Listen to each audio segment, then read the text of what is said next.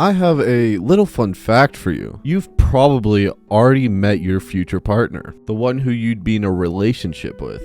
And I guess good for you. But you may be curious why I'm bringing this up. Well, of course, it's related to this doujin I'm reviewing today. Let's talk 417221, called Beyond the Unfulfilled Future. It's from the artist Tomobi, who's done a few other sauces I've done on this channel, like 429514. With not a lot of tags to go off of, I can't really judge what I'm getting myself into. So let's get right into it. The story starts out with giving us some context about two people, that being the guy and girl pictured here. The girl asks how long he's gonna keep up with that, because there's hardly anyone left for his stage, and even his band members are looking for jobs. So now what? But this just seems to get his attention, and probably not in the good way. She elaborates even more, saying every song he makes is boring, and that it should just become a hobby while they work actual jobs. This was the straw that broke the camel's back though, and Kyoya starts full on screaming at her about how she doesn't know a damn thing. And if she's saying this, why is she also avoiding finding a job? She says that she isn't really trying to avoid it,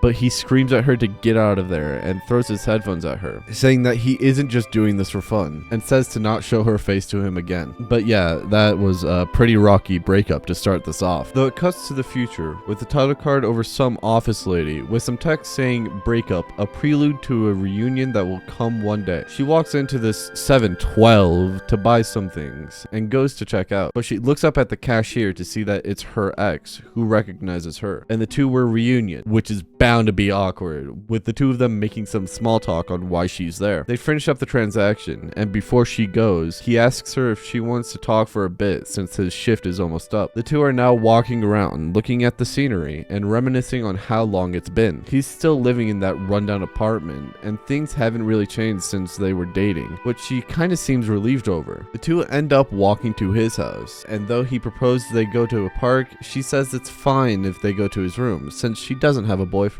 They go to enter his place while she's kind of making fun of him about how much of a mess it used to be, but he walks in to turn on the light to a completely different room from what she remembers. She's, of course, thrown off by this, with the CDs and guitars going, but he's just moving. He gave up on trying to be a pro and got rid of most of his stuff, which she's kind of surprised by. But she remembers what she said before, saying it's her fault and she just had to say something like that, referring to the breakup. That didn't really have anything to do with it though, since the two other band members found jobs and the band broke up. But he still wanted to be a pro to prove her wrong, making his own demo CDs and applying for a record label. But every record label he applied to said the same thing no matter where he went, and sometimes it was worse, which is when he gave up. The more he realized his ability, he accepted that he wasn't special, but part of this ordinary crowd, aspiring to make it big, but not being part of the small few who do. Once he realized that, the stress from it was gone, and if he kept dwelling on it, he could never move forward. He maybe just completely gave up. Psych, if he gave up, he would have never landed a job with a record label. It's not a very well-known one, but it's next month, which coincides with him moving out. Even though he gave up on being a pro, he didn't quit music,